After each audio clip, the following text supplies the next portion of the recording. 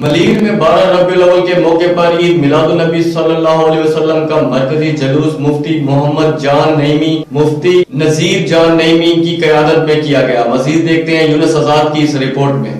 मलीर में 12 रबीउल अव्वल के मौके पर ईद उल मिलादुन नबी का मरकजी जुलूस मुफ्ती मोहम्मद जान नईमी, मुफ्ती नजीर जान नईमी की क़यादत में दारुल उलूम मजदिया नईमिया से निकाला गया। जुलूस में मेमन गोट, हाशिम खासकली गोट, जाम गोट, मुला ईसा गोट, बिरू गोट, ओल थाना, दाऊद गोट के काफिलों ने समेत हजारों लोगों ने शिरकत की। जुलूस में पीपी जिला मलीर के जिले सदर और सूबाई वजीर गुलाम मुर्तजा बलोच समेत दीगर क़यादत ने शिरकत की। जुलूस से खिताब करते हुए मुफ्ती जान मोहम्मद नईमी ने कहा कि आज का दिन मुसलमानों के लिए ईद का दिन है, हमें अल्लाह ताला का शुक्र अदा करना चाहिए। इस मौके पर गुलाम मुर्तजा बलोच ने कहा, मलीर का ये जुलूस कराची का सबसे बड़ा जुलूस है। मलीर आशिकाने रसूल का शहर है। जुलूस के बेहतरीन इंतजाम करने पर इंतजामिया का शुक्रिया अदा किया। यूनुस आजाद, राज टीवी, मलीर।